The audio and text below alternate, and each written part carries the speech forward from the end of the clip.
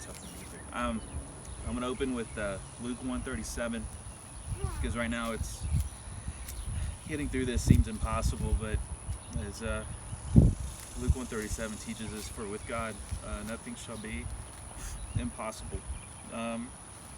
Today we are celebrating the life of my dad, following Pyeatt. He had many goals in his life, and one of those was to be a great father. The first step of being a great father is you can't be selfish, and he wanted me to have my own identity. My name is not Paul Jr. It's Peter. So I never got to thank him for that. He knew the roads that I would drive on would be different than the ones that preceded him, but he was there to ensure that my road, my path, would be less bumpy, more continuous, and filled with more convenience when life forces you to come to a temporary stop. Another step in being a great father is being a great provider. My dad had the best work ethic of anyone I ever knew.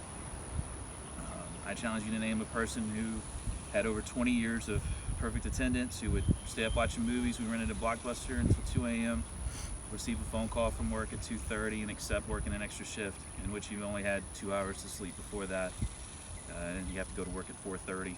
I don't remember a time when he refused an opportunity to work overtime, and this feat afforded him the chance to give me a wonderful childhood. And as a child, you're extremely vulnerable. You're in the back seat sometimes, facing the opposite direction. But my dad was behind the wheel, and he drove me down the path of an amazing childhood, which is extremely valuable in regards to helping you become a great person, a great adult. I don't believe we were the wealthiest family in my little hometown of Walker, Louisiana, but the teachers of Levi Milton Elementary probably thought we were. As I was the only kid at my school to have the Reebok pumps and one of the few to wear Jabot jeans. I had the coolest bike in the neighborhood and had the biggest backyard to play in. I also spent hours in the driveway playing basketball on the only glass backboard in town that was privately owned. The only negative aspect of him spoiling me rotten was I'm going to have to somehow, through sheer tyranny of will, find a way to spoil my kids even more. Another step in being a great father is to be a great teacher and share your wealth of knowledge.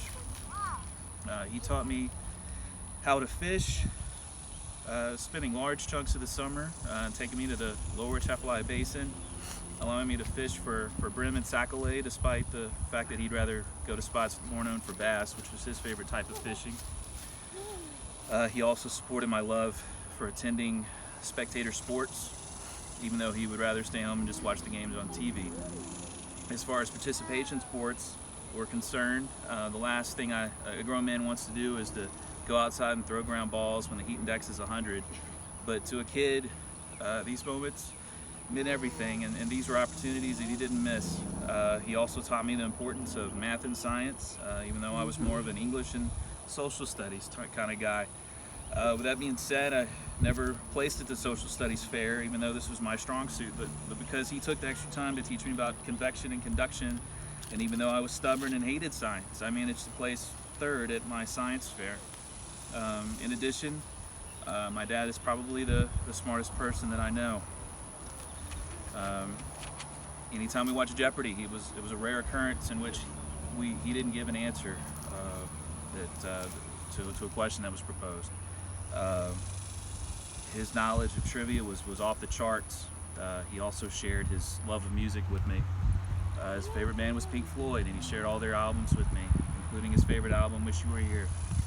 One of the greatest memories he and I shared when he took me to a Pink Floyd concert in May of 1994. He could have taken anyone to this concert, but he took his 13-year-old son, which was selfless. Despite my dad being the smartest guy I ever knew, sense of direction was terrible. Anytime we would go fishing or go to New Orleans, it was me, a kid, who would have to point out the canals and bayous we would need to take to get back to the boat ramp, or the freeways and byways we would need to take to get back on I-10.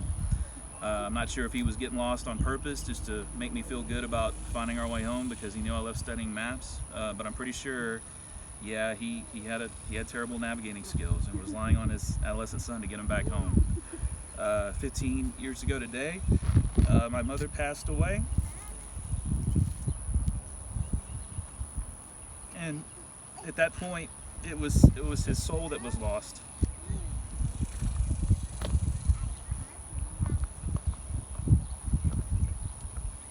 This was the only time that I couldn't get him back on the right path. I did everything I could to get him back in touch with reality, but without his wife, his soulmate, everything good in his life, from his senses to all his great qualities, fell apart. And I'm sad that I couldn't spend another 20 years with him, but it makes me extremely happy to know that he's reunited with my mother and his wife, where they will get to spend eternity together. I want him to shine, and there's no doubt that he and my mother are both shining together now. I want to close by sharing a message to my dad, which are also lyrics to one of his favorite songs. Come on, you target for faraway laughter. Come on, you stranger, you legend, you mortar, and shine. Thank you.